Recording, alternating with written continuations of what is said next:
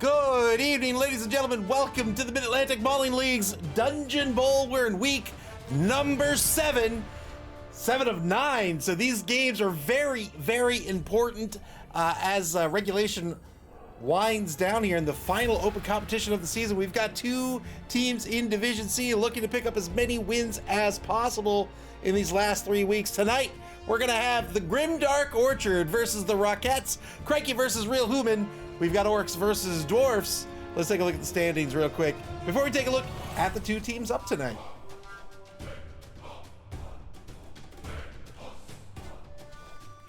Why don't I start at Division A?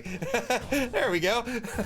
In Division A, currently in first place is Odin and Snuffle, coached by Clyphus. They're a Norse team. They're 5-1-1. They are followed by the Gutterballs, coached by El New Marino. They're an Orc team. They are undefeated with a record of 4-3-0, and they are followed by the NC Snakes, coached by Moo. But Dark Elf team, 4-2-1 is their record.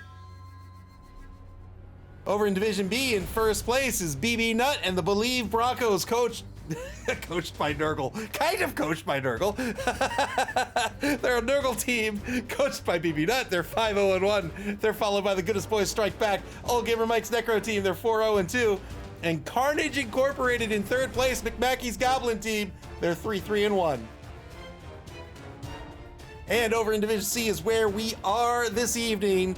And in first place, none other than Philosopher's Song with the best record in this competition so far. Spire's Lizard team, they are 6-1-1. They are followed by the Discomancers, coached by Ian. They're a Necro team. They're 5-0-1. And Mammal Nightmare in third place, very closely behind them. Festoon's Necro team, they're 4-2-1. Black Wolf Festoon, welcome all to the stream here this evening. The home team for the night will be the Grimdark Orchard. They're an Orc team. They have 14 on the roster, but 3 are out with an injury this week. They have all 4. No, they don't. They have 3 big and blockers, 3 blitzers, a thrower. They have the big guy in the untrained troll. They have a goblin. They have a couple of linemen as well. That's going to bring their TV to 1,120,000 gold. 1 apothecary on the roster, 3 dedicated fans, and 3 rerolls. They're going to be up against the Dwarfs of the Rockettes, coached by Real Human. 12 players on the roster here. They have 2 blitzers, 2 troll slayers, 2 runners, and a handful of linemen. That brings their TV to 1,270,000 gold. That's 130,000 gold going to the Orcs this evening. 1 apothecary on this roster, 2 dedicated fans, and 3 rerolls. How are these 2 teams going to play tonight? This is going to be a very, very, very bashy matchup. 2 very bashy teams. We'll talk about the Orc team first. The home team, Grimdark Orchard. You know what? Let's talk about the away team first. This will be a little easier to visualize, I think. This Dwarf team, you could just look at the skills here, and you know exactly what their game plan is, right? They have block almost all across the board. There's just 1 player without the block skill. Lots of tackle, lots of guard.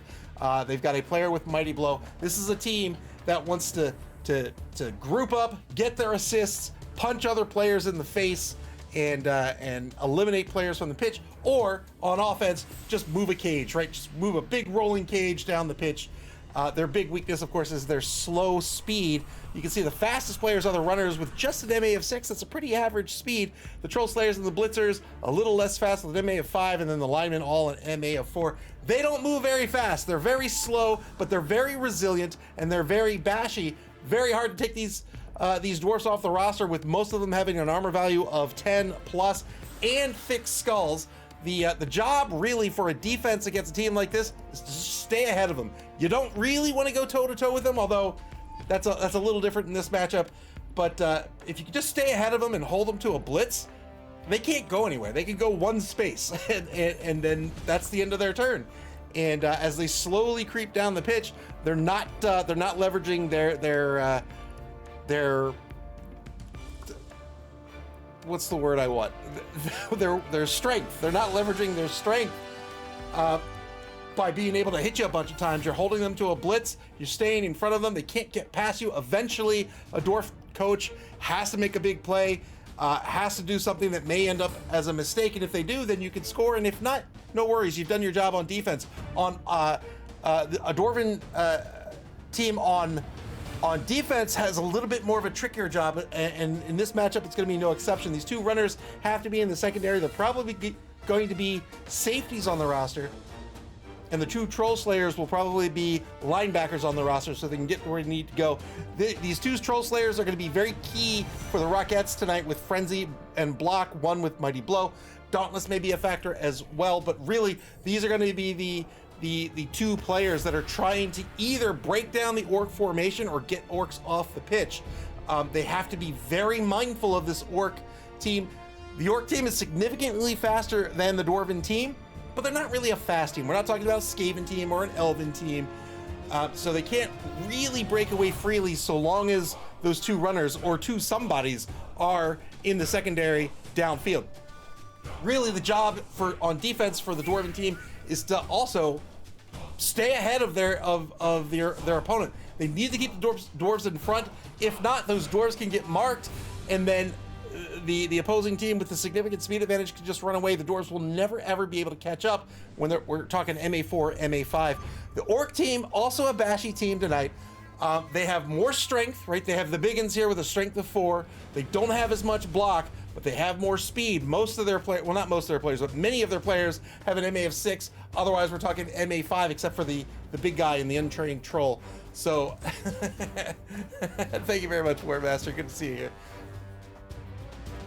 Oh, El Numerino, thank you very much. Merry almost Christmas to you too. Welcome to the stream. But yeah, this Orc team, pretty much a running offense. They do have the thrower, and I think they're going to need to threaten that a little bit against these dwarves just to break them up again a bit. The dwarves are going to want to stay grouped up.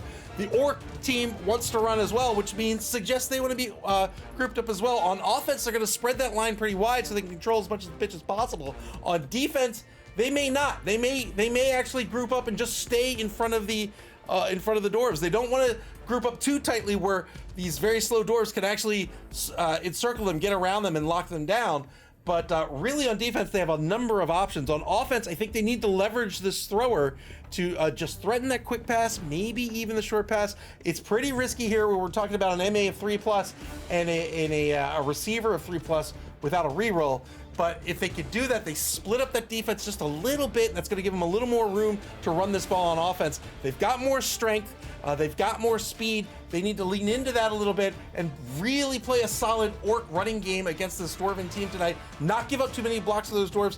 Don't lean in to the bashy game against the dwarves in that you just mark everybody you can and then give up a whole bunch of blocks to these dwarves who are happy to take them. Instead, make considered marks. Make marks that make sense where you want to lock someone down or where you want to hit somebody on the next turn. If you can do that, now you have a bunch of players who are free to move. They have more speed. There's going to be that key turn where on offense, you have your cage tied up with the defense somewhere, probably around mid-pitch. But if you can hold the line for that one turn, you're going to be able to break free with these blitzers, or perhaps even the thrower, to get downfield, and then you're going to be pretty golden. They're getting 130K in petty cash tonight. That is exactly enough for a fungus and a bomber dribble snot. They are both secret weapons. You can lean into that maybe early here in the game to try to remove a bunch of players, but then you're really hoping the coin toss works in your favor. But I'm not sure what better to spend that money on, truth be told. It's not enough for any other star player. It's not enough for a wizard. Maybe you pick up a ball and chain, and maybe you pick up a bombardier. Maybe you hope you win the coin toss, and then you start chucking bombs and swinging a ball and chain around and just knocking out dwarves. I don't know. We'll see. We'll see what Crikey decides to do here with the 130K in just a minute. But it's going to be a big bash fest, and I don't think we're going to see a whole lot of ball movement in this game tonight. In fact, the biggest gains in yardage tonight, I think, are going to be at the end of the halves when something needs to happen. So, yeah, we'll see these drives develop pretty slowly throughout the half. Each team trying to use those turns to just eke out a little bit more of the pitch until they can secure a lane to the end zone. And then on turn 7 or turn 8, they're going to go for it and try to score. All right, enough jibber-jabbering from me. We're going to see if the coaches are ready to go. Looks like they are. We'll get this game started shortly. All right, that's the one I want. Sure.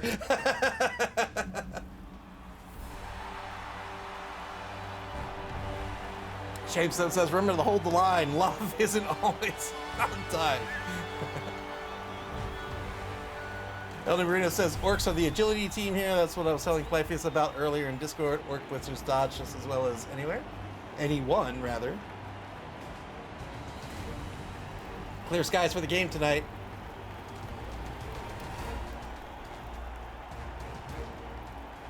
I'm in this weird, you get this like weird mental state where like, I'm like, I am required to do nothing now. You know what I mean? Like, I've got to spin down.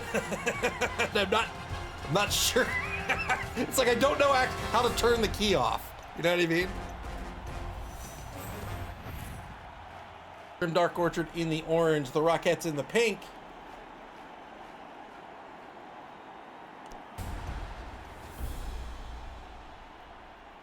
$150 gold and petty cash for the Grimdark Orchard, so 20k was picked up somewhere. That is enough for a wizard. I think I would personally go for the wizard at this point. SP Beaver says that's a great state. Took me a couple days to relax though. Yeah, it's not even so much about like relaxation for me. It's just like, I don't know how to describe it. It's like, typically I'm always looking for like the next thing to do or whatever, and not having that, right? Like it's very natural for me to like turn fun into work.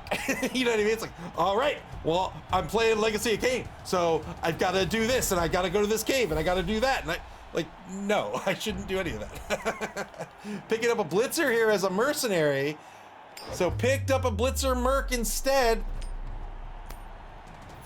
Here's the coin toss. Rockettes win the coin toss. They'll be probably on offense to start.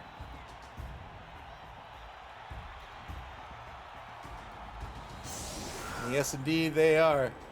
Elden Marino says, I'm off till January 5th. I spent most of the day playing Brotato. I don't know what that is. It sounds great. SP Beaver says, yeah, for fun. I want to learn React Native. Oh, I don't know. We got different definitions of fun. But I respect it.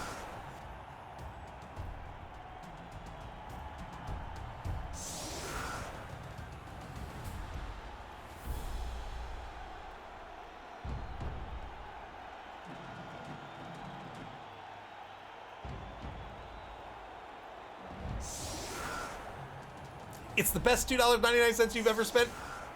Come on, back in like the 90s, like you could get a double cheeseburger meal from McDonald's for $2.99. You're telling me it's better than that? Bad Dog demanding death this evening. At the rate we're going with the Telestrator of Doom, I mean, I think you might get it without me drawing anything. Just a hint of drawing seems to kill players this competition.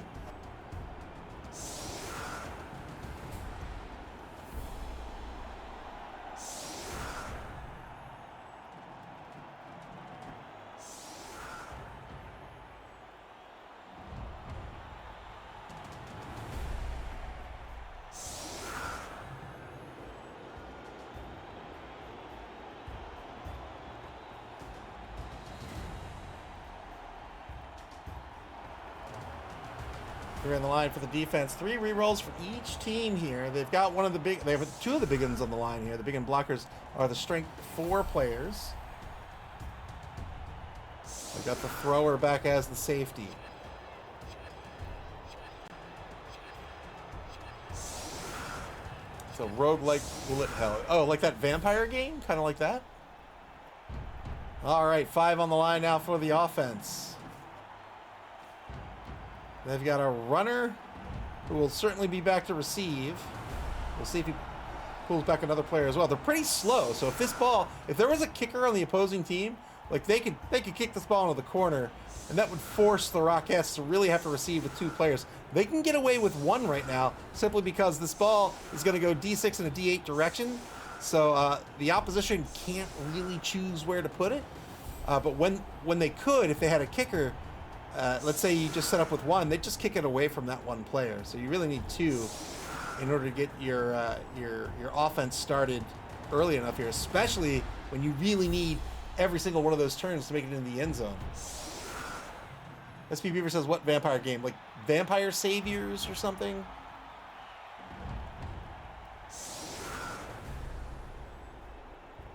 Bad Dog says I have a league game in 25 minutes, but I'm happy to see some MAML action. Well, we're happy to have you here. Thanks for hanging out. Here's the kick. Always good to see you. Brilliant coaching is going to give a re-roll to the Rockettes. They're up to 4 for the half. Ball kick to the 12-yard line over in the left wide zone. Turn 1 underway.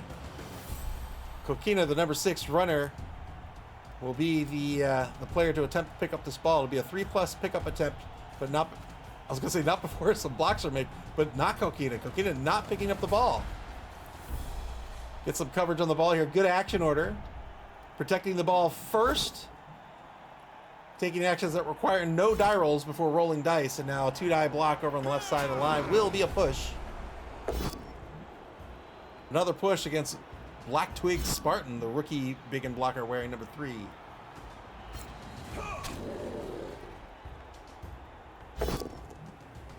I've been playing Legacy of Kain, Blood Omen Legacy of Kain, which is an old PlayStation 1 game. And it has all the, like, it's designed like a 90s game. Like the 90s game it is. Like, I got lost. Like the maps lost me. And I had to like spend, it was honestly like 40 minutes going from screen to screen, looking at the map and figuring out where I was and where I needed to go to continue. Legacy of Kain on the Dreamcast? You probably played Soul Reaver on the Dreamcast, which was the second game in the series. Yeah, that was Soul Reaver, yeah. Which is also a brilliant game. Very good game.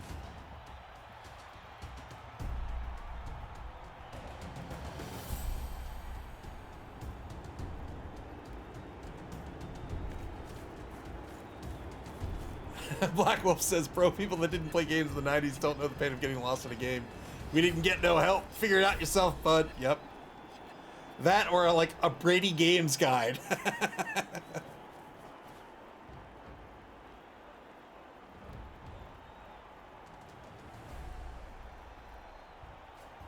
Ellie Marina says 90% of my Dreamcast existence was playing Soul Calibur. Soul Calibur was awesome.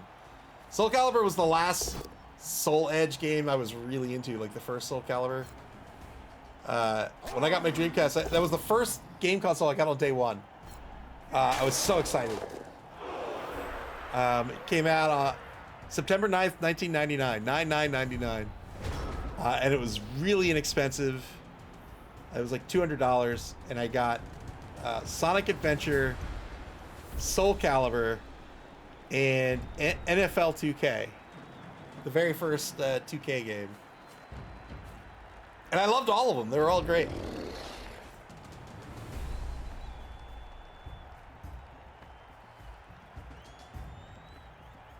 I have fond memories of the short Dreamcast lifespan. The remaining 10% was Marvel vs. Capcom, yeah. Lots of fighting games on the Dreamcast. Street Fighter 3. All 3 Street Fighter 3s, in fact. SNK vs. Capcom. SNK vs. Capcom 2. There was like a giant robot fighting game called Tech Romancer that I loved. There was a Spawn, like, arena fighter that was good. Power Stone 2. Spire, welcome to the stream. Spire says, these 2 teams are my last 2 opponents, and I can only root for mutual destruction.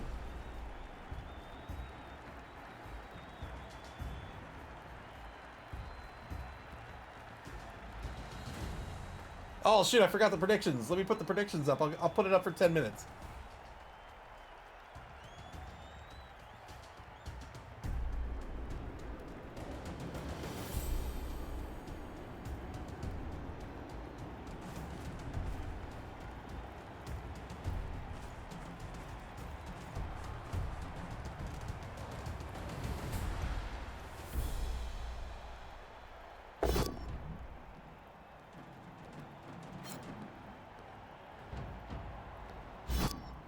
There we go. Betting is up for the next 10 minutes.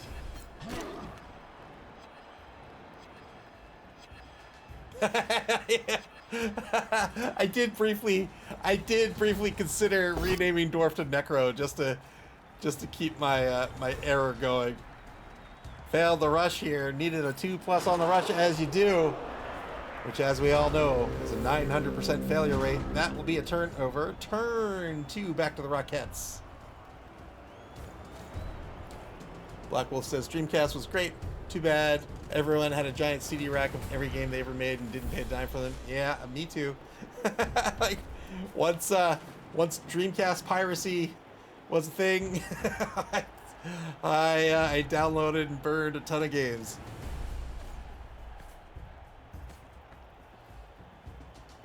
Dreamcast games were actually not on CDs. They were on a proprietary format called GD-ROMs. They were a gig in size. That was Sega's anemic attempt at preventing copy protection.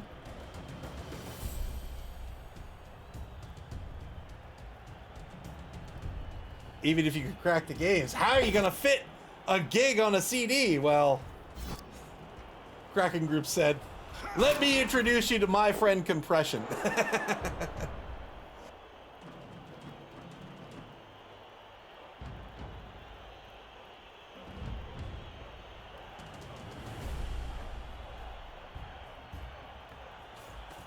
"45 seconds left on the clock."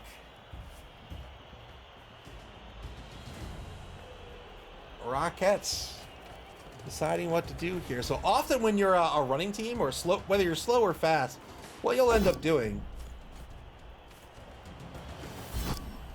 you'll do something like, let's say you have a cage here like this.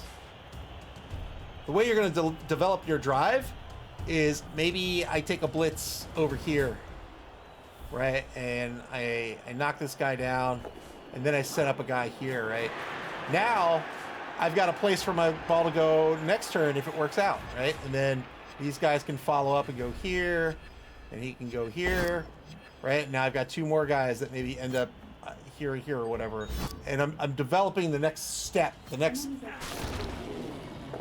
Okay. Why is somebody at my front door camera? Oh, it's a package. Anyway, so that's how they'll develop the drive and move that ball downfield. You're not... sometimes you are, but typically, or I shouldn't even say typically, often you're not trying to move the same cage the same way. You're trying to set up for the next cage, right? You put players in position to get the ball carrier there, and now you've already got half a cage. You can bring 2 more guys in. Your cage is set up, and now you're setting up for the next cage and the next cage. Hank the Ranger, welcome to the stream. Telestrator of Doom is in fact in effect.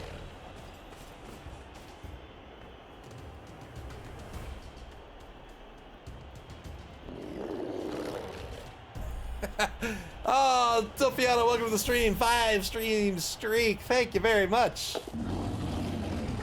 I gotta do something with that. Let me make a note.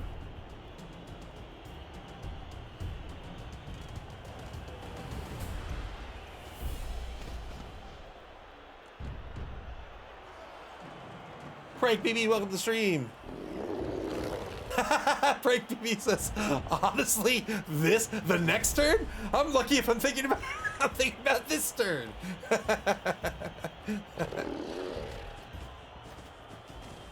Under 50 seconds to go for turn 2 here for Grimdark Orchard. Taking some marks over on the right side of the line. S. Beaver says, okay, but how do you make this play after you've eaten all your thralls?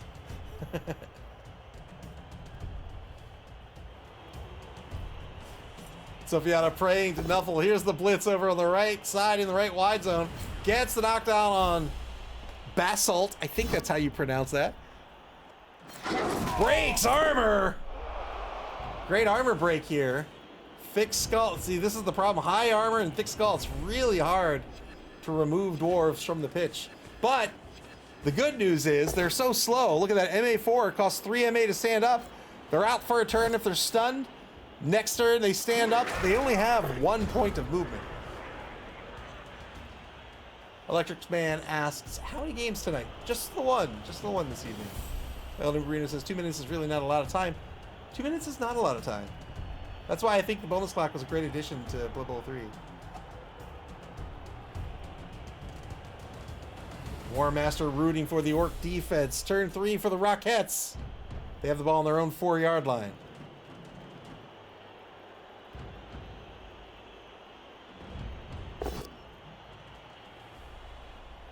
Two-die block on the right side of the line here. Gets the knockdown thanks to the block skill. Block makes a both down result safe for you. So if you have that skill and your opponent doesn't, you get the knockdown and you're golden.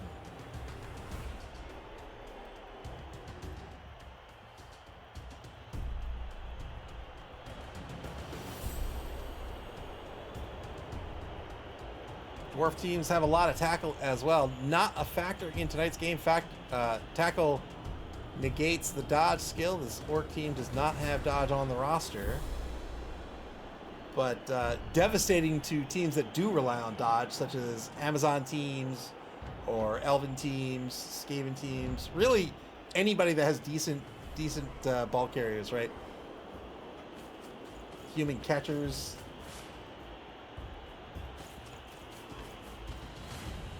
Electric Man says, I can't stick around, but the streak is intact. Well, thank you very much. I appreciate it, as always. Hope you enjoy your evening. Dwarves shifting the ball to the right now. It's keeping it on their own 4-yard line, but the front of that cage marked by a gaggle of orcs.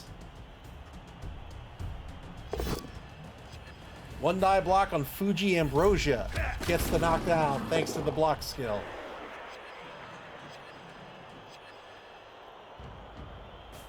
Fiendish Fairy says, I'm glad I'm not the only one who's not thinking ahead.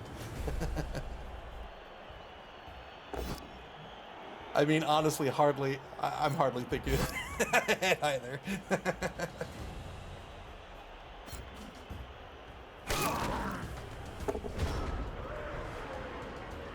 Turn 3 back to Grimdark Orchard. So they knock down everybody on this very loose cage.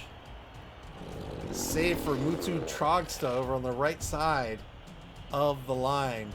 That's a big end blocker with the block skill and a strength of 4. Right now looking at a 1 die, and assist can make that a 2. Right now looking at a 2 die, actually, because Granite's... Oh no, Granite's got guard.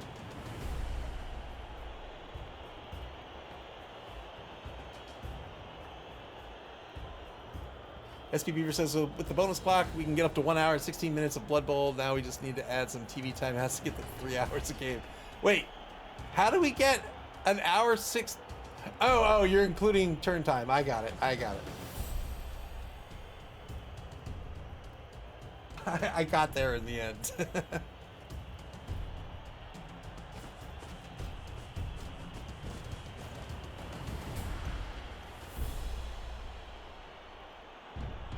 So at some point in these drives, we can expect these to turn into a little bit of a scrum. I don't think either team really wants it to. I guess if anybody wants it to, the Dwarves do. But at some point, these guys are going to go head-to-head. They're going to hope their formations are intact when they start that, so that as they start to knock down players, they can still keep their tackle zones in the formation they need. For defense, that means preventing that forward movement of the offense. For offense, that means continue to eat away at the pitch, gain a little ground, maybe even open up a hole. Formation's a lot more important than they seem, and it varies team to team, but in this game where you can lend assists to get a 2-die, like a 2-die block is so much better than a 1-die block, right? Like, it's so much better. It really behooves you to look for those 2-die blocks. And 3-die blocks are so much better than 2-die blocks. It behooves you to look for those die rolls. And really, the only way to facilitate that is to be able to have players in a position to either where you want them to be or to get to where you want them to be. And if they have to make a 3+ dodge, that's going to be a problem. If they have to make a 3+ to a 2+ to a 2+, that's going to be a problem, right? You want to be able to get your players where you want them to be so that they can do what you want them to do. Of course, your opponent knows this and is trying to break up that formation and prevent you from doing so.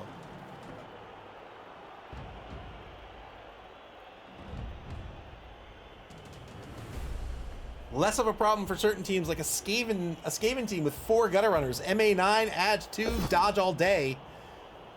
they don't care so much, right? I mean, they care. Everyone cares. Nobody wants to roll dice they don't want to. They otherwise don't have to roll. But compare that to a Dwarven team. A Dwarven team cares very much.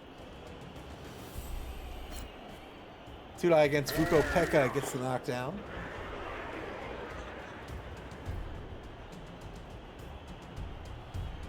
That's also, if you are new to the game and you play a Bashy team, like an Orc team or like a Dwarven team, you have to be very mindful when you're up against something like a Wood Elf team or a Skaven team. Something that looks safe. Like, let's say, I don't know, you've got this, right? And I want to move through here, right? If I go here, let's say this. I go here, let's say it's an edge 2, that's a 3+ dodge, maybe I have the dodge skill. And now I'm at another 3+ dodge, another 2+ dodge. That looks safe. It might not be safe, right? If I've got edge 2 or sometimes even edge 1, or maybe, you know, what tends to actually happen in practice is you end up with something like this, right? You got a player here, maybe you're trying to enclose the opposing team like this. They come in with a player here, that's not a dodge, they're safe. This is a 2+ dodge away and they can get right past your formation. Uphill block over on the right side is going to be a push. Spent the reroll here on the failed rush. Turn 4 for Grimdark Orchard.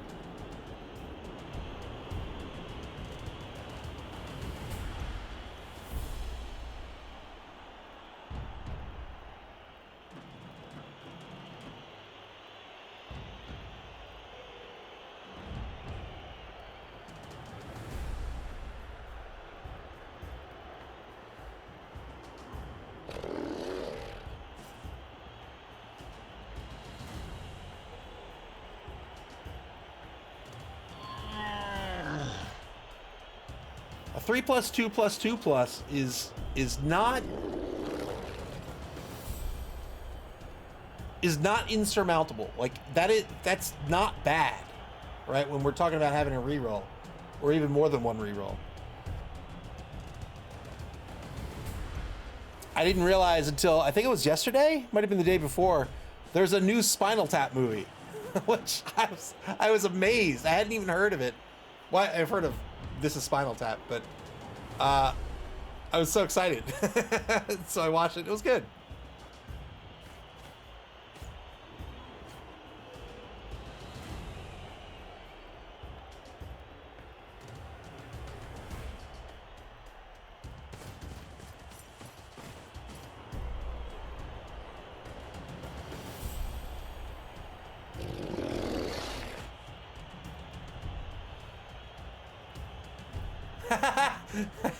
Shamestone says, would you say your excitement was at an 11? Yes, indeed.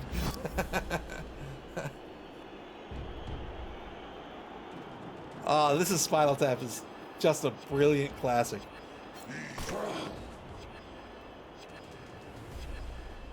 And the very concept of Spinal Tap, I think, it's just great. It's just absolutely great.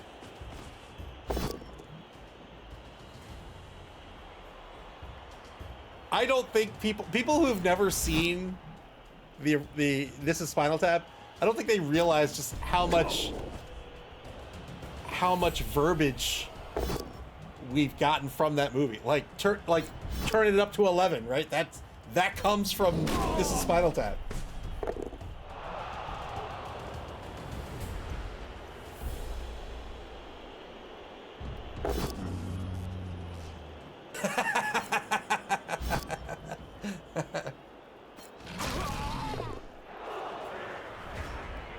Turn 5 for the Rockettes now. Second quarter begins. Still haven't crossed the line of scrimmage here. They're doing exactly what they need to do. Just trying to poke a hole through, but the defense is doing what they need to do. They're getting a little grouped up here, so you have to be mindful of a couple of things. One, you got to make sure you've closed the gaps so you can see the Rockettes are going to try to carve out this left wide zone. But two, you have to watch out for chain blocks. So chain block is, let's say this is a bad guy. This is the opposing player, and I want to block him, right? And then let's say this is covered here. Normally, when you take the block, you can push that player back into one of the 3 spaces directly behind them. But if they are all filled, you can still push them in any of those 3 spaces of your choice. And then whoever was occupying that space then gets pushed as well. So when the square starts to get filled up, you have to be very careful, because that's another way that your formation can collapse. Dude, I block against the number 9 thrower. Got the POW out of this. Ball moves down to the opposing 10-yard line. Not in a cage. It's actually on the left corner of the cage right now.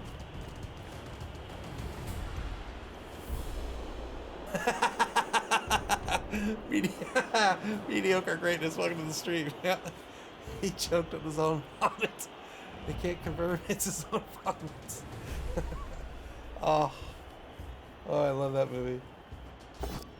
I have the Criterion Collection version on UHD. Boy, another failed roll on skulls. Might just eat this one. We'll see. Yeah, it's gonna take the down. That's a turnover. Turn 5 to Grimdark Orchard.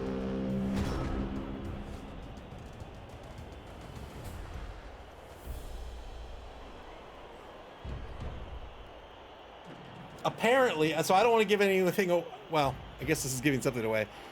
I don't want to give too much away about the new movie, but apparently there's going to be another movie of the concert next year.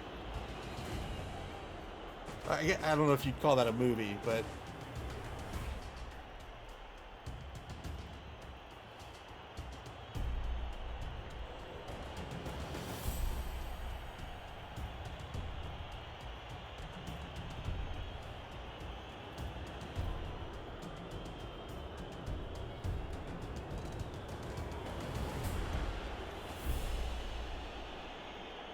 Dark Orchard looking for a way to get this ball carrier, so they're a little behind here, right? So let's say they get rid of Ankaramite,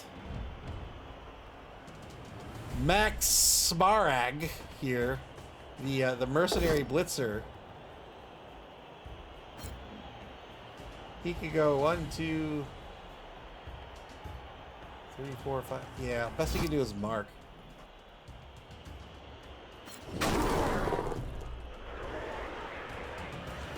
Knocked down by Mutsu Trogsta on the blitz. Looks like, is Grimdark Orchard gonna give up the touchdown here? Surely they're gonna reposition. They do have to clear some players here. They got to get rid of Slate as well, and that'll give them 3 players to reposition. So that'll work out. They get a push out of this. They won't follow up.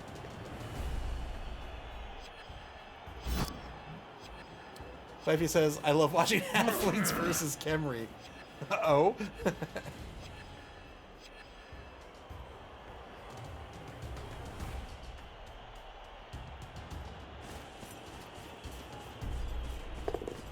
Rushes to get in front of the ball carrier. So Grimdark Orchard here is going to try to set up some tackle zones to cover the left wide zone.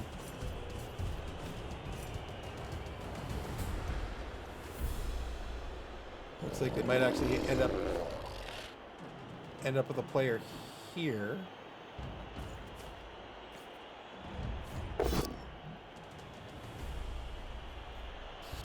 Oh, spent a team reroll to get the knockdown on Slate. Breaks armor, gets stunned. On the bonus clock, with Gravenstein's Stone Tosh left to position.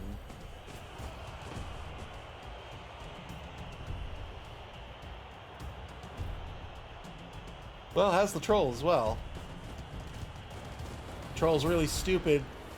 When he activates, he's got to roll a d6. It's a 2+. Got the 2. It's a 2+ to succeed so long as he's next to a friendly player. Otherwise, it's a 4+. So if you map out the tackle zones now, right, they look like...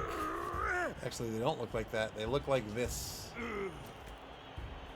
Let's call it something like that. And then... Right, so they have all of this space here. One blitz can open up a lane.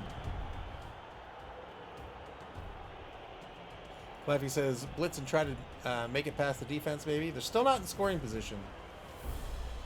But, yeah, that might be the game plan here. They're marked by a number of players, right? So the Troll Slayer here can't really get free unless, say, Wurzag, the mercenary blitzer, was knocked down. Then it's a 4+ dodge, but that's a 50-50. So a number of players might get left behind here if he tries to open up a hole and run through it.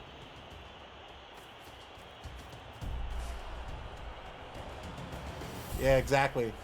Leffy says, that was always my play with Brett, but those blitzers were way faster. Yeah.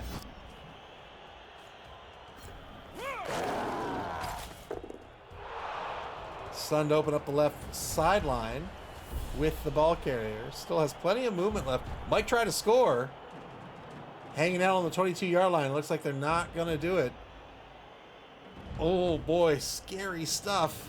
Who's going to protect the ball carrier?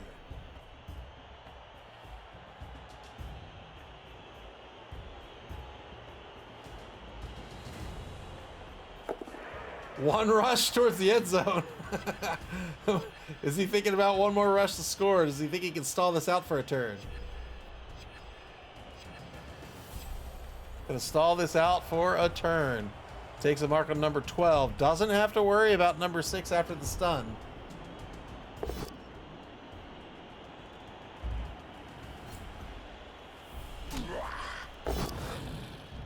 Uphill frenzy follow-up in the frenzy trap. That's going to be a knockdown on the frenzy player.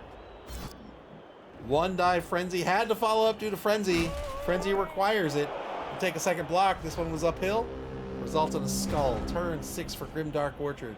Frenzy, great for throwing dice, which means it's great for knocking down players, for breaking their armor, for initiating that series of die rolls to try to cause a casualty.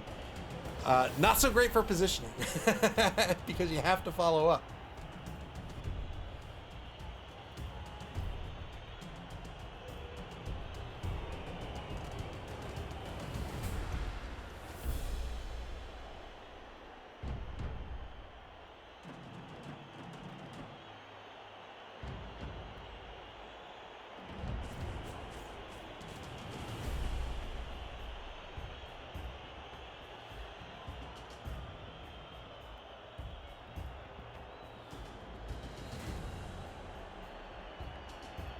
So I had mentioned either this afternoon when we had our game or yesterday that I got the Intellivision Sprint.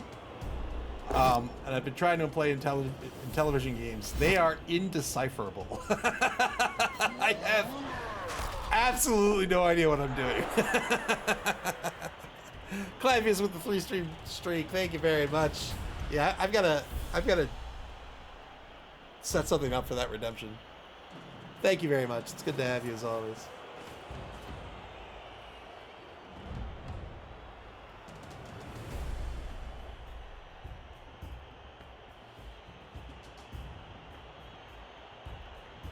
It's a double rush blitz, but I think that's his only option. Double rush blitz against block. He can force the score if he wants. Got the foul. Doesn't even need to. Good knockdown here. The ball. It's going to go in the hands of Dolomite. Nice try, Dolomite. The ball's going to kick out to the 22-yard line. Good blitz here by Crikey.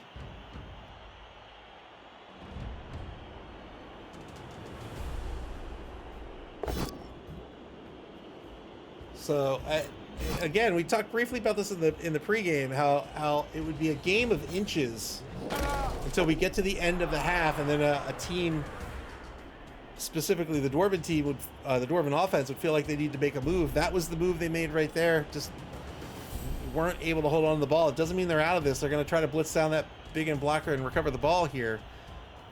But that tends to be how these matchups go.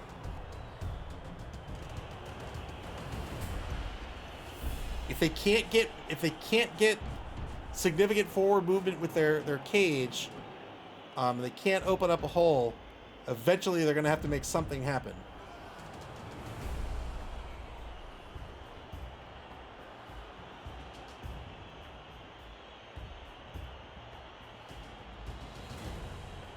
Contrast that with a team that has an MA8 catcher, right? And they've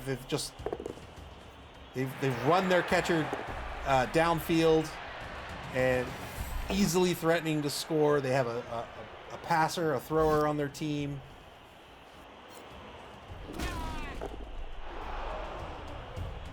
Clifey says it's not a terrible place for the ball for the Dwarfs, but taking down that big end is going to be a challenge.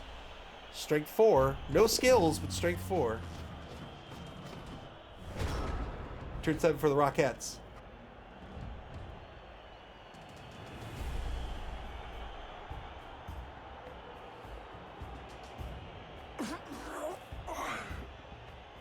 So I, after yesterday, I decided to get the cookies I wanted from the grocery store. So I've made my cookies. I've made my cooks.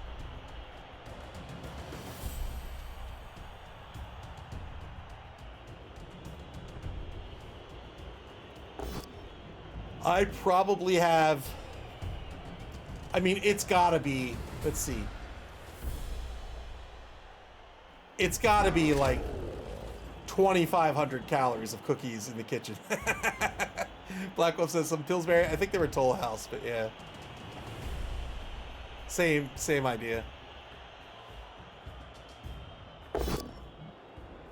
Two-die block back at the line of scrimmage. This will be a both standing result. As the Rockettes trying to figure out how to set up to recover this ball. Another both standing result at the line of scrimmage.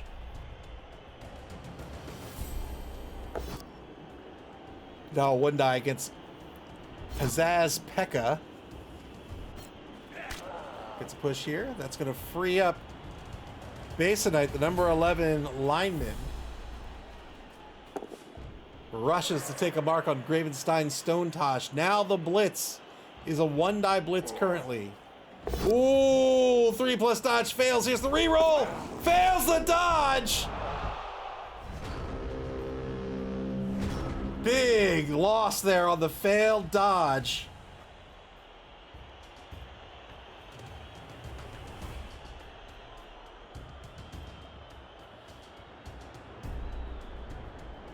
Let's see if these orcs can recover. The problem is I think these dwarves are going to lose another player. Probably not the biggest of deals. I mean, I'm saying I don't think they're going to have their armor broken, but we'll see. Yep, here's the blitz for the Surf. Two-die blitz. Got it.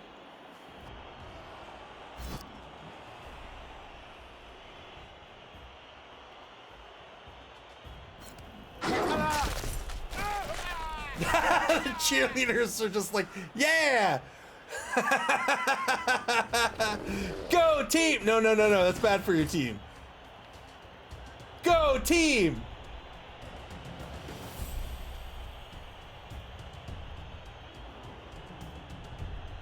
Orc lineman can pick up the ball here, as can the thrower. Do they have somebody in scoring position? They're gonna have to, I think it's gonna come down to Pizzazz Pekka, right? 1, 2, 3, 4, 5, 6. Oh, can't quite get there. Oh, he's 5, not even 6. It would be epic if the cheerleaders got in some stomping. It would. Grimdark Orchard now just trying to stop the score for a turn here. They've done their job so far on defense. When they're on offense, they're going to shift a little bit. You can see they've took their time. They kept their formation in check. They didn't get overly aggressive. On offense, it's going to shift a little bit. we'll still see the same sort of momentum develop in the second half. It won't be too aggressive. They won't push forward too much, but they'll keep their formation in check. And on offense, they're going to have to shift a little bit to leveraging their speed. If they open up a hole or they open up a lane, expect to see, so long as it's close enough, expect to see orcs funnel through that hole, mark the dwarven defense from behind, and then try to hold that for a turn. If they can do that, they will get away no problem, unless there's a couple of dwarves downfield, which is why you will almost certainly see those runners here in the safety position just to prevent that sort of play.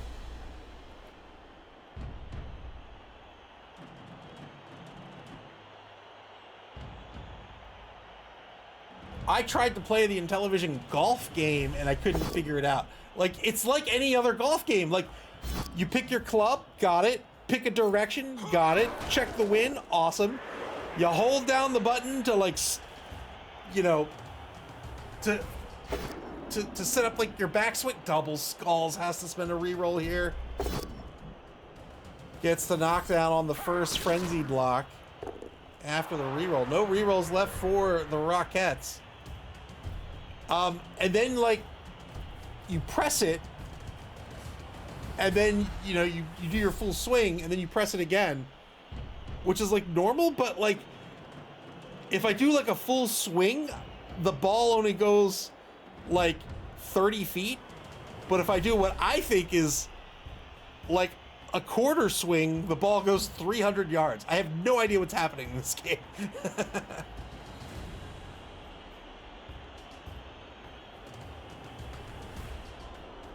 Claffy says, how many sixes would you have to roll a score? Well, let's see. 1, 2, 3, just 4. 4 sixes. Uphill blitz. Let's go! Let's go! He's gonna push him into the end zone. He won't follow up.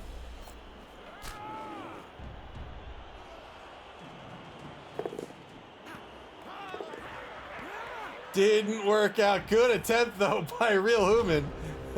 Elton Maruna says Utopia is the best in television game, followed by AD&D Treasure of Tarman. So Utopia's on the console itself. AD&D is I think there's 2 AD&D games, right? They're not on the console, but you can put ROMs on it, which is what I'm going to do. Unfortunately, the ROMs don't come with the overlays like the rest of the games do. Which, again, that was the #1 reason why I bought it, was full 1-to-1 size Bluetooth Intellivision controllers, so I can use them on my computer, and the overlays. I just think that's so cool. Yeah, I've heard the He-Man game's good. I've heard the INTV games are also really good. I tried some of them. They seem good if I knew what I was doing.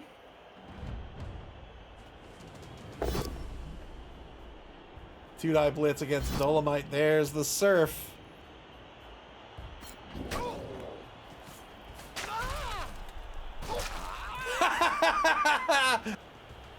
Wow! Got rid of a dwarf while the cheerleaders just merrily cheer on. Hard to do. Well done by Crikey.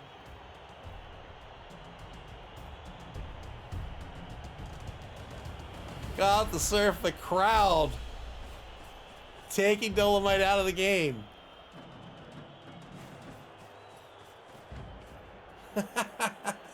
Oh, that's cool, Elder Bruno.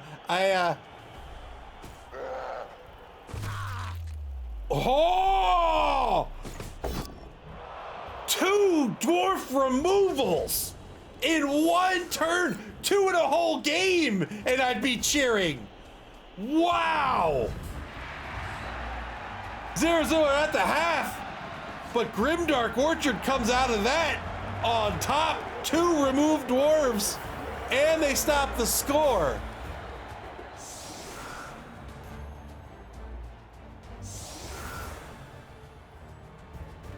Boy! Not so long after the first replay, we get another removal. Oh man, what a final turn for the Grimdark Orchard.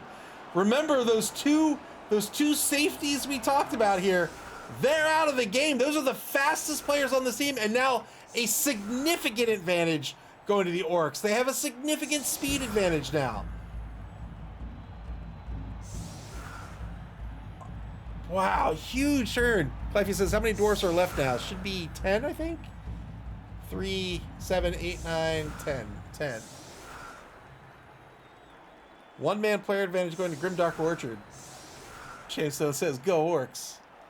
Clifey says, why is one on the sidelines? Because his formation didn't have that player in his, like, he didn't have that player in his, formation chart. BB3 really needs depth charts. It really does. It really does. I know that's very low on the list of things to do, but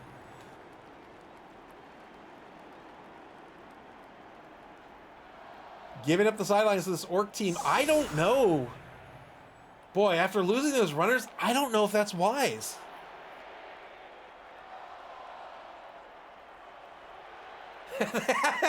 They need depth charges, yeah.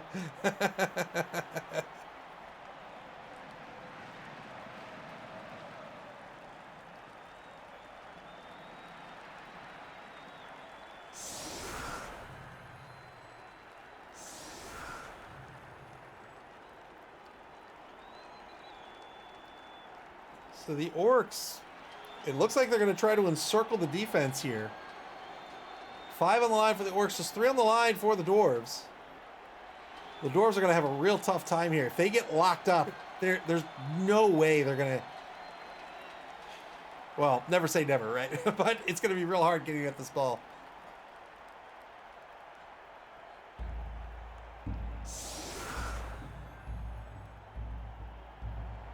Grimdark Orchard choosing to bring the Goblin on the pitch instead of the Mercenary Blitzer.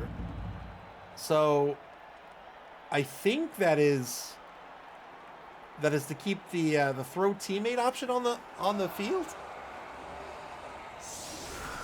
Nope. Crikey says, nope, get off the pitch, Lobo Lobo. All right. Mercenary comes back out and play.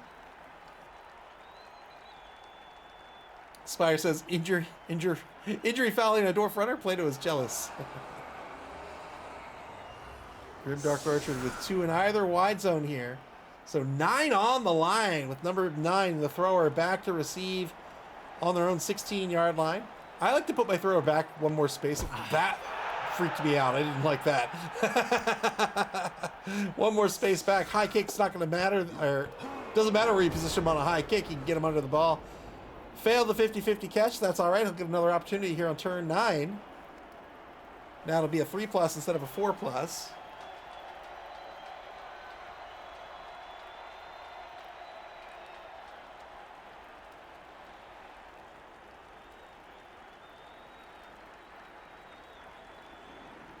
Boy, 2 humongous removals there. It's like you removed 2 War Dancers in one turn.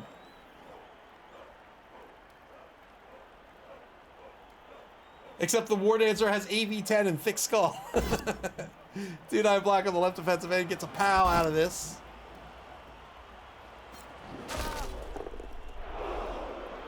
And removing 2 War Dancers in one turn is always the dream, yeah. Both standing result against Granite. Spire says, yeah, that's a big swing for the Orcs. Yes, indeed. And now 2-9 against Granite once more with the big guy gets a push out of this. Big guys strength of 5. Big guys usually are loners, which means rolling dice with them tends to happen later in the turn. Because if you fail that die roll, you have a 50-50 chance on burning your reroll for nothing. And so you tend not to want to use your reroll on them, and therefore you tend not to hinge your entire turn on their die roll. Also, sometimes you don't take a block with the big guys. It's fun to take a strength 5 block with Mighty Blow, but if you don't have, say, block, or if that player is anchoring your formation, maybe you just want to ensure you don't fail the Negatrait roll, right? Whether that's boneheaded or really stupid, because you don't want to lose your tackle zones.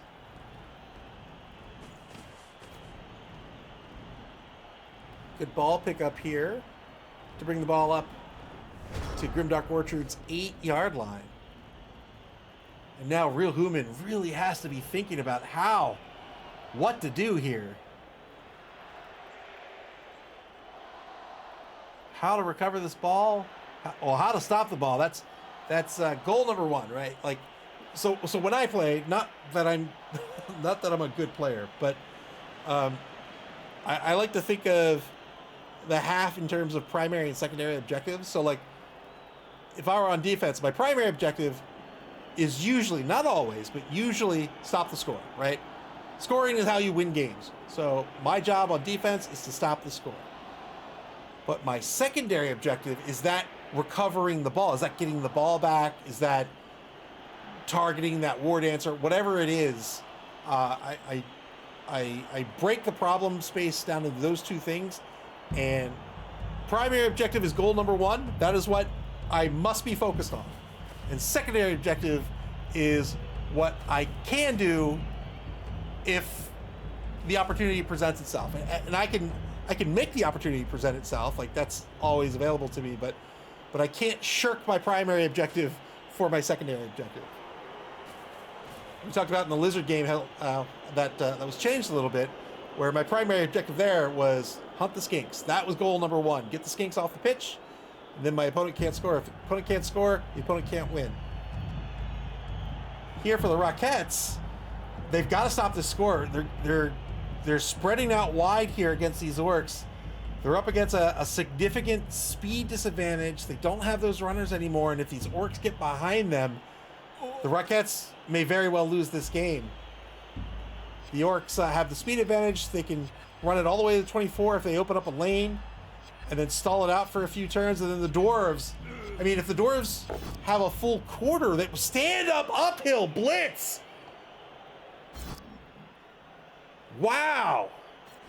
Even if they have a full quarter, that may not be enough. They're that slow. Turn 10 for Grimdark Orchard. Spire says the Rockettes have formed a can line.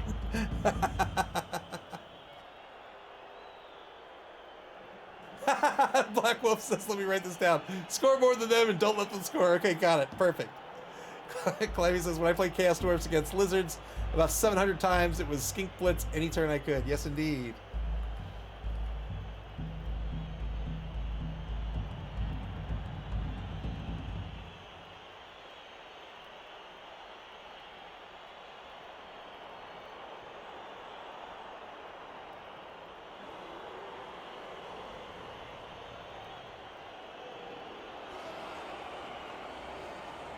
Grimdark Orchard with a one-man player advantage. Again, they have a significant speed advantage. They have 3 rerolls. They have the ball. They have all the cards. They control the momentum. They get to decide how this drive is going to shape up. Taking marks on the left side, betraying the fact that they may blitz on the left.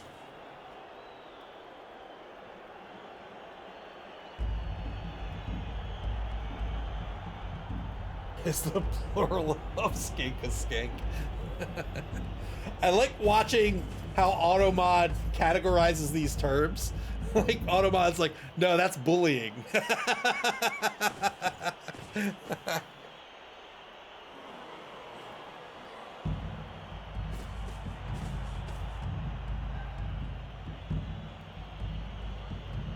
Ooh, moving the ball forward. No blitz on the left side. Oh, he's already blitzed. Takes it on Scar and gets a push. So trying to tie up the dwarves here. Fill in the right side. That's a good call here. I think a dwarf blitz into this gap here could have been problematic, but now the dwarves Well, they've got guard. They've got guard. I think they're still okay. Shameson says, Amy keeps a family-friendly stream. I would say it's like PG-13. Like, so that's... I just have auto mod turned on to the max-ish. I've turned off some things. And then I just allow things as they come up. I figured that's the safest thing to do. I don't think there's been a single term I've not allowed. Spire rooting for the Dwarven defense. 2 die block against Gravenstein Stonish. They get the knockdown here. They'll follow up. Good armor break.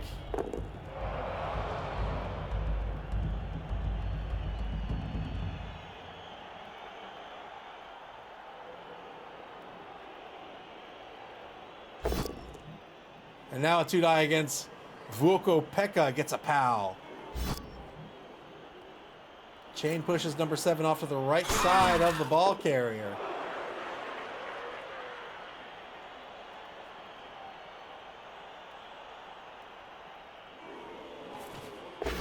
Troll Slayer Blitz. Remember, these are going to be the real stars of the show here. Now more than ever. They have Frenzy that allows them to knock down players, but also pulls players out of position. So we talked about how Frenzy is great for chucking more dice. We talked about how it's scary for positioning, but it's also good for breaking down your opponent's formation, right? If because you have to follow up and take a second block, if you get a push on the first one, you push them a space, and then on the next one you push them again, and now they're 2 spaces out of or 2 spaces away from where they started. That might collapse your opponent's formation.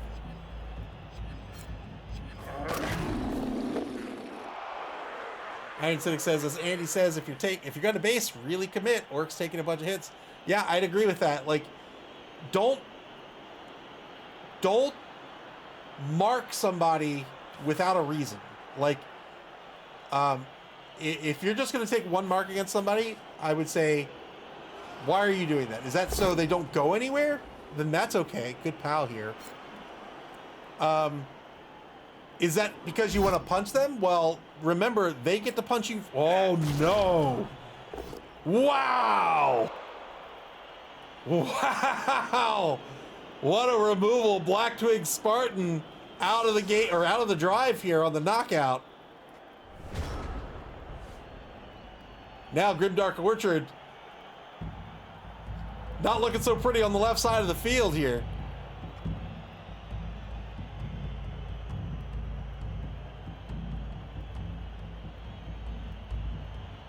Yeah, but you have to remember they're going to punch first. So if you're just giving them blocks, that's not helping you. So either if you want to take those blocks, like, put more assists in there, make him commit an undue amount of players if he wants to block you back.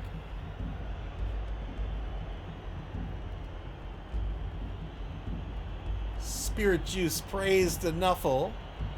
Welcome to the stream. If I haven't welcomed you already, I was going to say wakened you. If I haven't welcomed you already. Spire says I might have used the Oppo there. Yeah, that was a really good removal. But now Grimdork. That's the second time I called them Grimdork. Grimdark Orchard. Now a bit of a pickle, I think. Maybe not a pickle, but I wouldn't be surprised if this thrower retreats at this point. We'll see what Crikey decides to do. But now they're facing down an entire line of dwarves. I don't think they want to be in this position. So they're just going to move the ball over to the right side. They move it to the 6.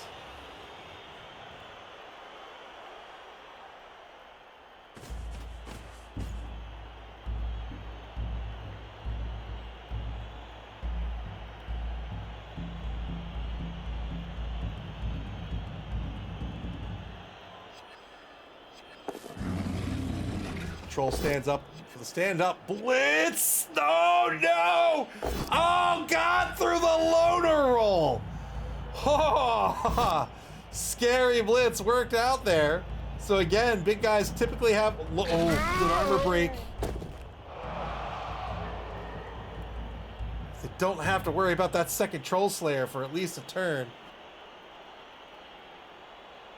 So big guys typically are loners. If you need to spend a team reroll, you've got to burn it first. Then you roll a d6 on a 4+, you actually get to reroll your dice. Otherwise you don't. You just spend it and nothing happens. 1 die block on Granite. It's going to be a PAL. Again, needs a 10+.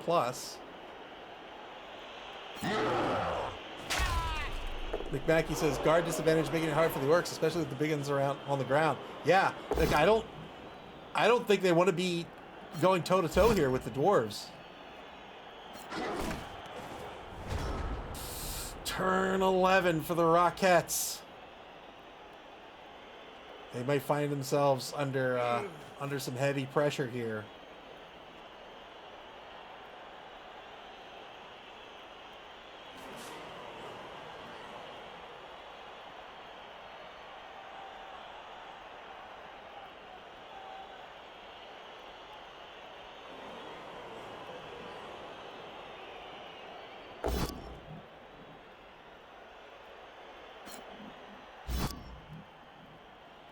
Push on number 8 over on the left side.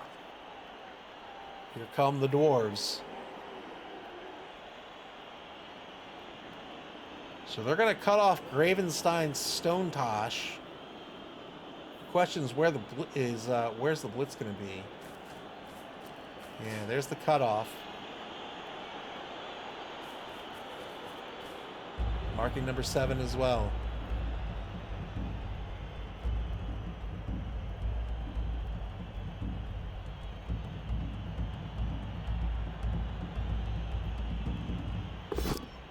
By positioning the guardsmen in the middle, either player to the sides will be getting that assist, provided it's coming from one of these players.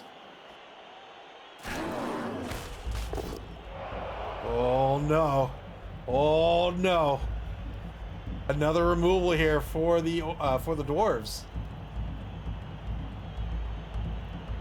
Oppo gets spent to keep that player on the pitch. If you are knocked out and you spend your apothecary, it turns into a stun. It keeps him on the pitch.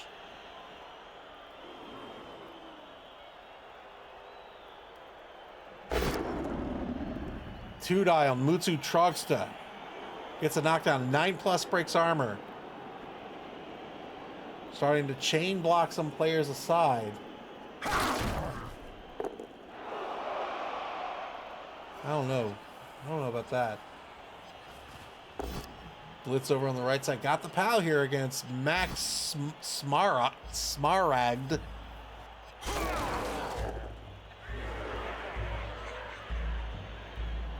Doors closing in tighter here. Uphill block on the troll. It's going to be a push.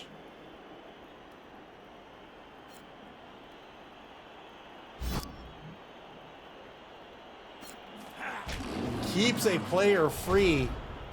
Keeps a player free just in case the number 9 thrower swings out to the right here. Turn 12 now for Grimdark Orchard.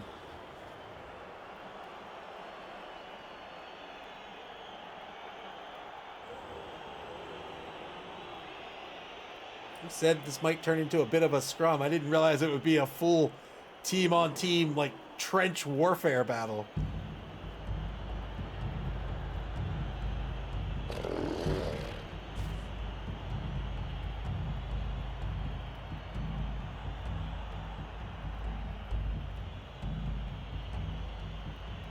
Speaking of, I love the story, and being Christmas time, I absolutely love the story of the World War I Christmas truce. That just, I love that so much.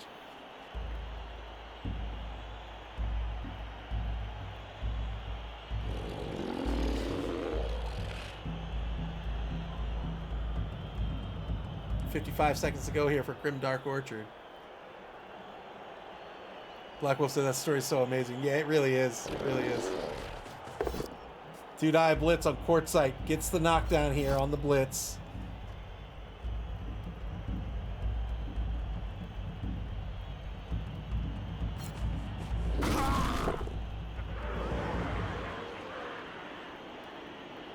follows up, still has a mark on Essex site.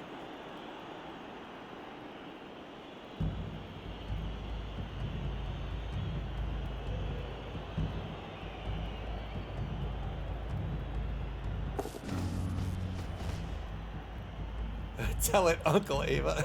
Shapeson says, Orc coach can stall the game. Dwarves won't have time to score. Yeah. Oh, marking down Basonite. Yeah, there he goes. Oh, doesn't move forward, though. Dwarves might have an opportunity to regroup. It's going to depend on how these blocks shape up. The story, there's not much to the story, but the Christmas the Christmas truce in World War I, it was, I think it was along the West Front. And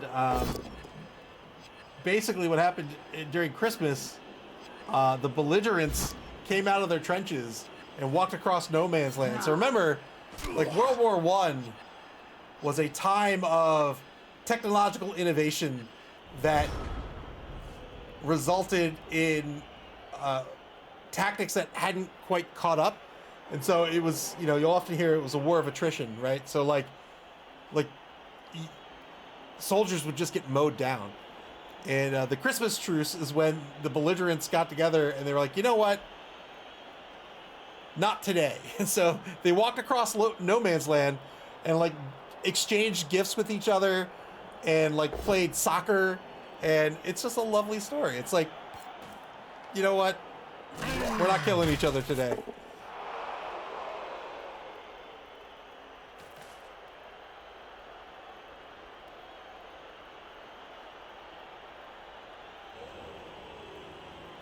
Tomorrow, though, yeah. Like they would do things like give back their dead and like have like burials and stuff and just be very, I don't know, human.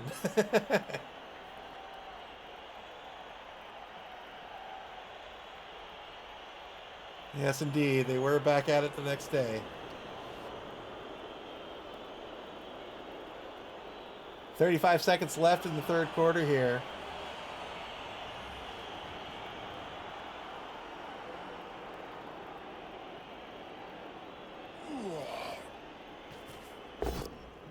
Stand-up Troll Slayer Blitz gets the knockdown on Wurzag.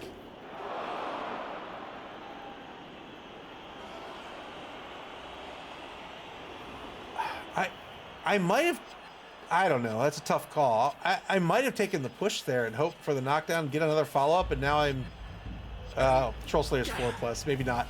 Maybe I'm not dodging. One die block over in the left wide zone gets a knockdown. Blackwolf says World War I was wild to learn about. Cavalry charges against tanks, yeah. Yeah, tanks and machine guns, man.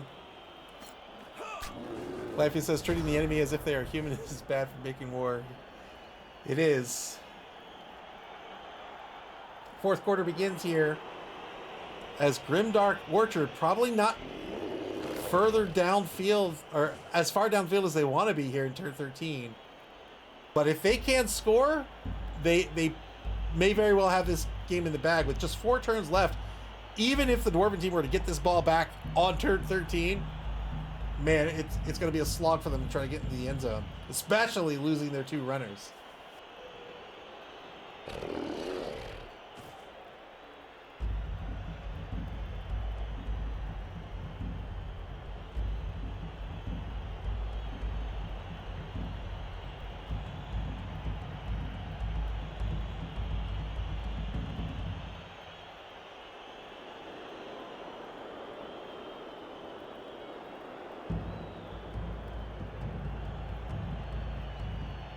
Under a minute to go for Grimdark Orchard as they decide where to plant this ball. They still find all of their players marked. It's a tough spot to be in. 2-die block over in the left wide zone. We'll get a knockdown against Quartzite. We get an armor break here. And got a removal. 2 SPP for Mutsu Trogsta. You have a block ratio stat? Crazy. Yeah. Yes, I do.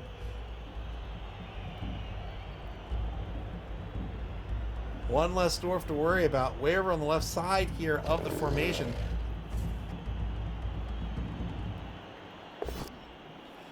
Boy, the little one die against number 7 is a skull. The final reroll spent here into a push. And now the odds on everything have changed dramatically.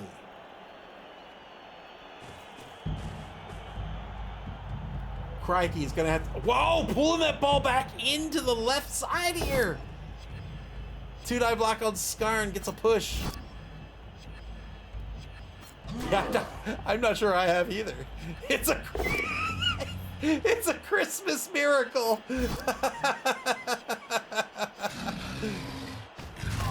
Oh! Santa wasn't done yet! Ho, ho, ho!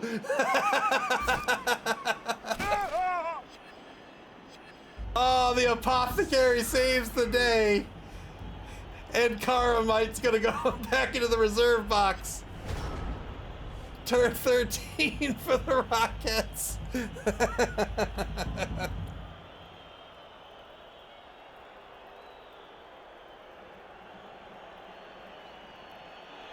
Shavestone Rudy for the offense. The Rockettes running out of players now. Down to 8 players on the pitch. Lots of rigged draws.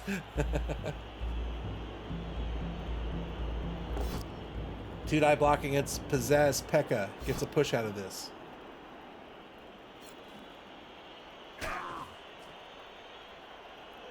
Clivius with the gifted sub. Thank you very much for your generosity.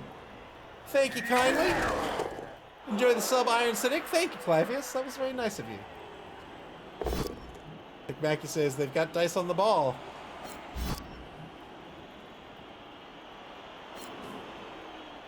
Clivius with the second gift sub. Wow. Thank you very much.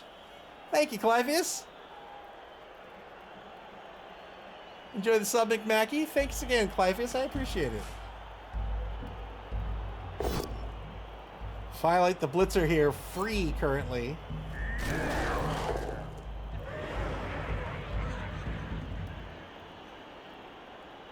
Blitz still on the table. Here's the Blitz. 1-die Blitz into a skull's not going to do it. Spends the re-roll. Double skulls on the Blitz. The thrower was just waiting, biding his time. He was prepared.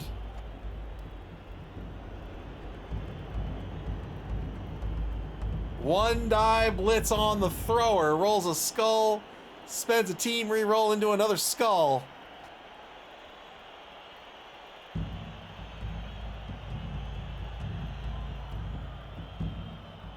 Frank BB says trap sack to the max.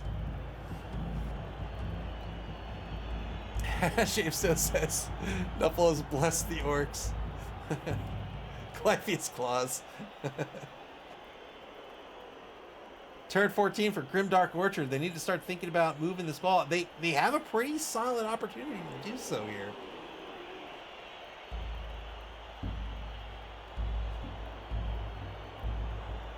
The problem is if the untrained wah! Clivius claws indeed, a third gift sub. Thank you very much. Enjoy the sub, Prank BB. Thank you, Clivius. Wow, the gifts just keep coming. Another gift sub, the 4th gift sub from Clivius. Thank you very much. Enjoy the sub, Shames. Enjoy the sub, Shamestone. There we go.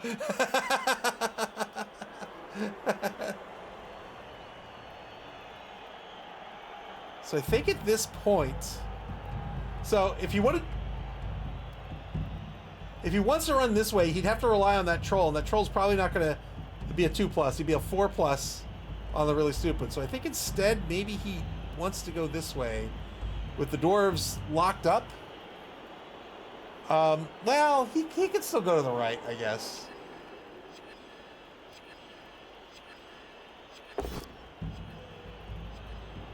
Two-die block against Essexite.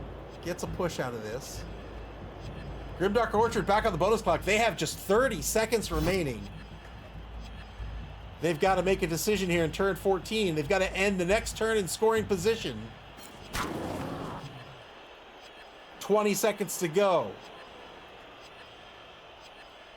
Blitz still on the table, running out of time on the clock. Here's the blitz on the left side. They're going to be moving to the left, it seems. They got the power on carbonatite. 5 seconds left. Can they move this ball? They've got to move it. Got it to the 4, just under the buzzer. Turn 14 for the Rockettes.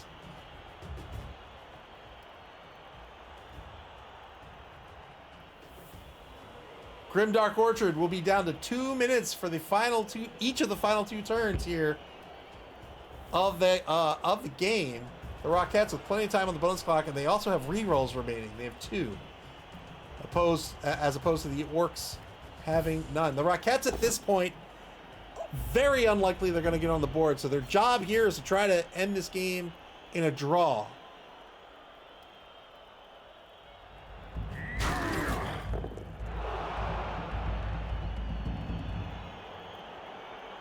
They've freed up Scar and the Troll Slayer for the inevitable blitz.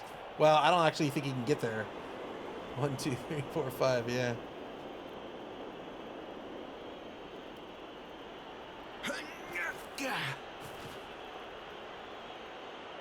Yeah, they can. They can get there. He needs all 4. I think he needs 3 rushes. He needs 3 rushes to score.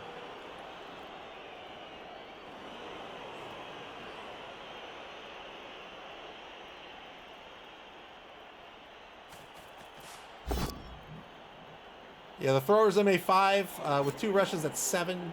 2 turns, that's 14. And it's 13 from the line of scrimmage to the end zone. Plus 1 here is 14. Wait, am I miscounting that? 5, 1, 2, 1, 2, 3, 4, 5. Yeah, he needs all 4 rushes. You're absolutely right. You're absolutely right. He needs all 4.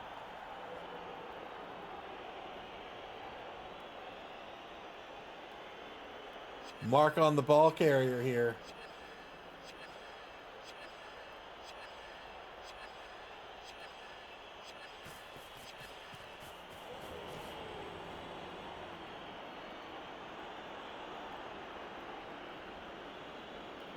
Boy, I would love a rush on the Skarn here. He'll stay in place. Uphill block on Vuokopeka.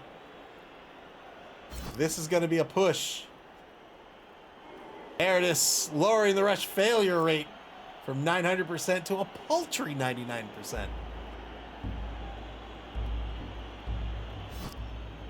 Shameson says we all know the odds of rushing. Clivius with a 5th, 7th actually, I think, sub. I can't keep track anymore. Thank you very much, Clivius. That's very, very kind of you. Thank you very much. Enjoy the sub move. Holy moly.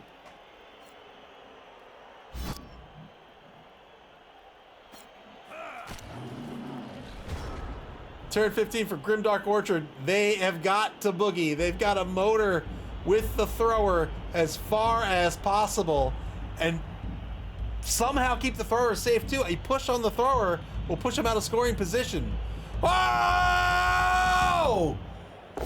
5 gifted subs from Festoon. Thank you very, very much. My goodness. Wow. Thank you very much. You guys are very, very kind. Thank you. Iron Cynic says I'm scared for the Orcs. Hold me. 3+ dodge. Well, actually, I think he'll blitz away Basalt, or he can block away Basalt. Oh, no, no, no, no, no, no. Oh, okay, I thought he blitzed with the thrower. See, dead dwarfs have blessed your stream. Thank you, Festoon, for your generosity. Clypheus and Festoon, thank you guys very much for. Oh, Clypheus gifting a sub to Festoon. Thank you very, very much. Wow.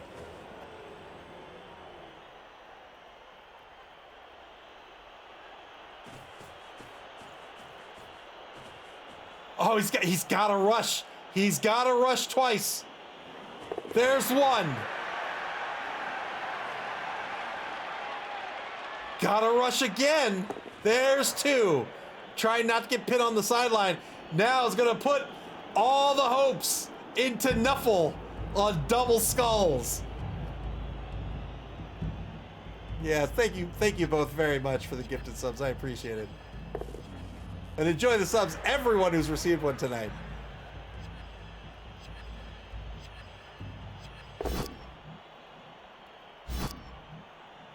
Intentional foul, welcome to the stream.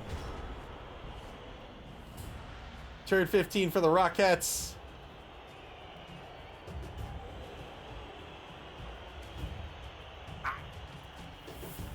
One push backwards on the thrower will stop the score. SP Beaver with the gifted subs as well. 5 more gifted subs. Thank you very much. Holy moly. Failed the rush. The rushes fail 900% of the time. 2 rushes for Grimdark Orchard wins this game.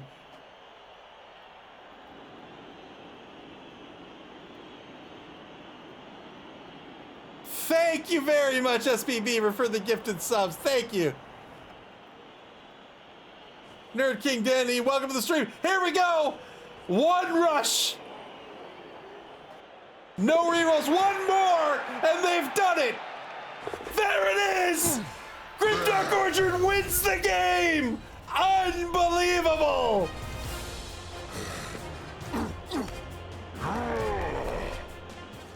What a score!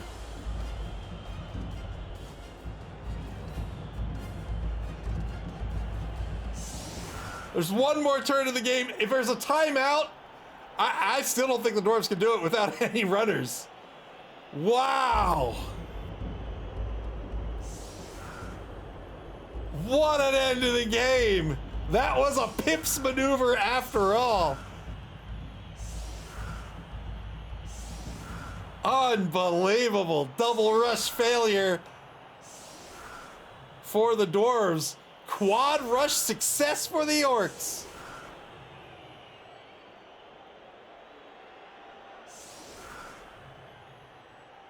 Three on the line for Grimdark. That's the 3rd time I've called them Grimdark Orchard. Grimdark Orchard. Unless there's a timeout, this will be the final turn of the game. What an ending.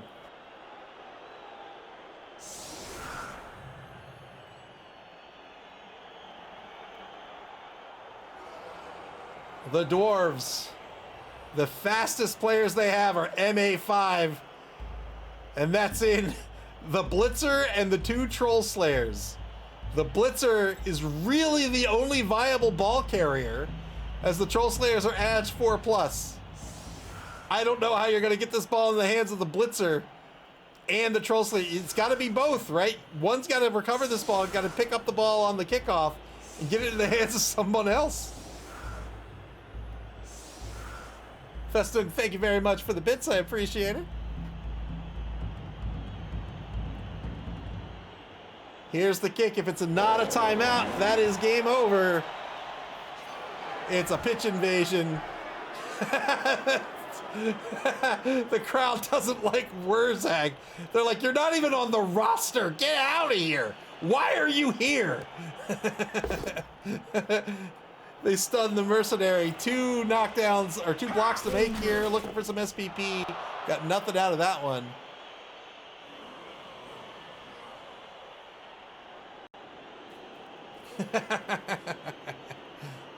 Well, with 2 timeouts on a Troll Slayer, they could get there, right? There's 14 spaces in 2 turns. I don't know how they would get it into the hands of the Troll Slayer. SP Beaver, thank you very much for the bits.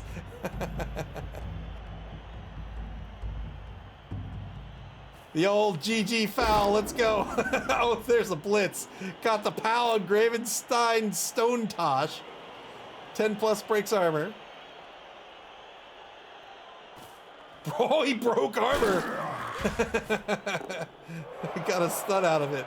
Will we see a GG foul?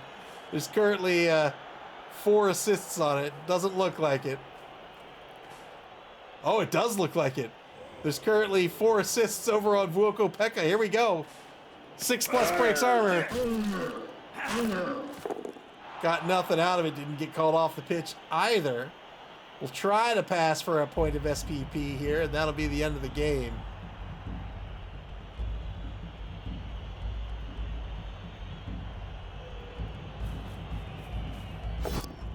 Just gonna spend the final reroll on the pickup here. Here's the pass attempt. I was gonna say, well done. Wait, where did the ball go?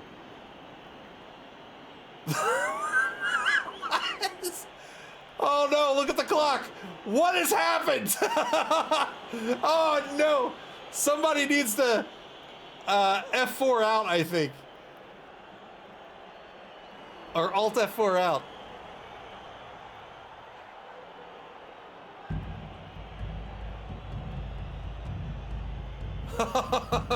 That's the second time this has happened. The ball vanished into the warp and then time stopped. It's somebody needs to gift maybe come with some AWS credits. Oh, the oldest trick in the book. Throw the ball into the warp, stop time. Yeah, it'll get them every time. You can't win the game if the game never ends. Take that, orcs. All right, I think that's gonna be the end. Oh, and if not, we'll validate it.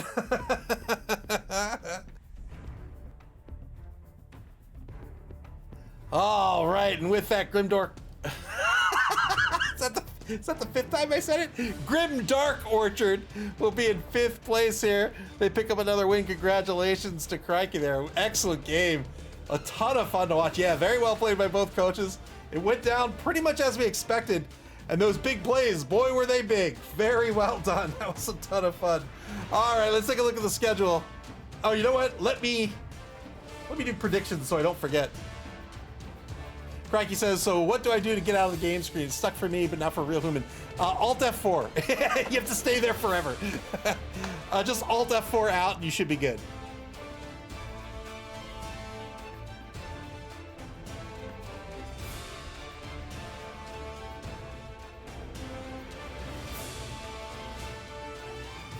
There you go. Congratulations to the winners. All right, let's take a look at the schedule before we leave.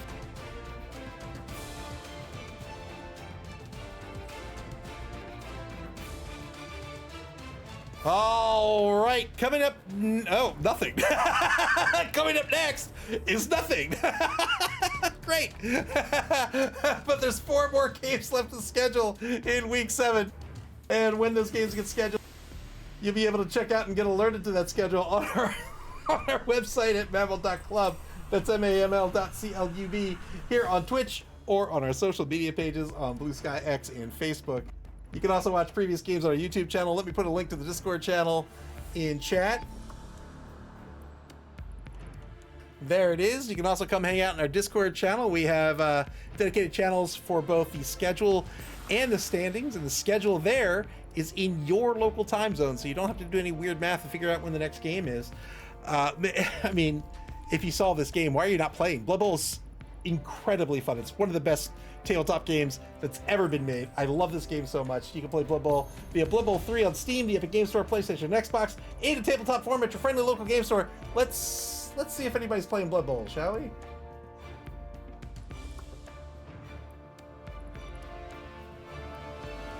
Nope. All right. Well, until our next game here, which keep in mind, it is the holidays, so we might not have a game for a few days. We might not get our next game until Friday or the weekend. But when we do, again, the schedules will be updated. So watch out for that. Check it out again on our website, in our Discord channel, or on our social media pages. They will always be up to date. And that'll do it for tonight. Thank you very much for all the subs. I really appreciate it. I also appreciate Real Human and Crikey playing tonight. It was a lot of fun to watch them play. They played a fantastic match that was super entertaining and a lot of fun. Thanks for hanging out. Merry Christmas to everybody. Happy holidays. I love this game. I love sharing it with you folks. And I'm glad you take some time out of your day to come watch our Little League and some Blood Bowl. It's a fantastic game. So if we don't see you before our next game, have a Merry Christmas, have Happy Holidays, and enjoy the rest of your night. Thank you very much, everyone. Take care and enjoy some food and some time with friends and family. We'll see you back here for the next game, Game 7, in just a few days, more than likely. Take care.